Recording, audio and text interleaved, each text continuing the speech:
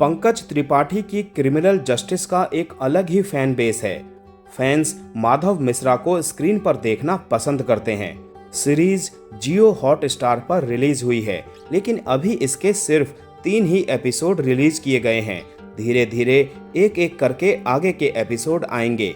इससे पहले आइए मिल लेते हैं सीरीज की कास्ट और उनके द्वारा निभाए गए रोल पर। वकील माधव मिश्रा के किरदार में पंकज त्रिपाठी नजर आए, जो एक चुनौतीपूर्ण कानूनी लड़ाई को सुलझाने के लिए वापस आए हैं। इसे केवल वही संभाल सकते हैं। माधव के किरदार के अलावा शो में कई ऐसे चेहरे भी शामिल हैं जिनसे ऑडियंस को खासा लगाव है। एक कुशल सर्जन जो अपनी बेटी की नर्स रोशनी सलूजा की हत्या में मुख्य संदिग्ध बन जाता है। राज अपनी पत्नी अंजू के साथ अपने रिश्ते और अपनी बेटी इरा की परवरिश की जिम्मेदारी से भी जूझ रहा है, जिसे एस्पर्गर सिंड्रोम है। सीजन में उसकी बेगुनाही साबित करने और अपने परिवार की रक्षा करने की उसकी बेताबी के इर्द गिर्द कहानी घूमती है। सुरवीन चावला ने इस लीगल ड्रामा में राज नागपाल की पत्नी अंजू का किरदार निभाया है। जैसे जैसे जांच आगे बढ़ती है, अंजू खुद को कानूनी पचड़ों में उलझा हुआ पाती है। इस दौरान उसकी अपनी वफादारी, संघर्ष और रहस्य सामने आते हैं, जो उसे इसमें मुख्य कैरेक्टर बना देते हैं। आशा नेगी नर्स रोशनी सलूजा की भूमिका निभा रही हैं।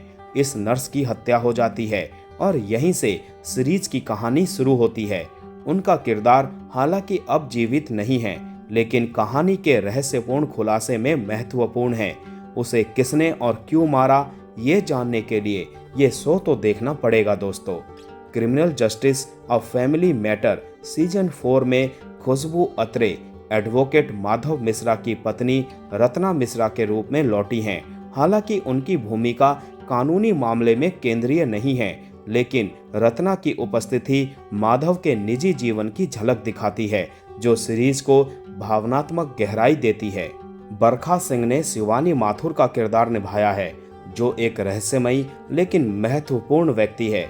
सीरीज में उनकी भागीदारी से मामले में साजिश और तनाव की परतें जुड़ती हैं। जैसे जैसे नए सबूत सामने आते हैं, शिवानी की मौजूदगी मामले की जटिलता को और बढ़ाती है। श्वेता बासु प्रसाद ने लेखा अगत्य के रूप में दमदार अभिनय किया है। वो एक तेज तर्रार, सीधी सादी सरकारी वकील है। वो रोशनी सलूजा को न्याय दिलाने के लिए दृढ़ संकल्पित है। लेखा खुद को जटिल कानूनी और नैतिक सवालों से जूझते हुए पाती है, क्योंकि वो बेहद भावनात्मक मामले में सच्चाई को उजागर करने की कोशिश करती है। कुल मिलाकर दोस्तों, ये सीरीज एक बार जरूर देखिए, वाकई में मजा आ जाएगा।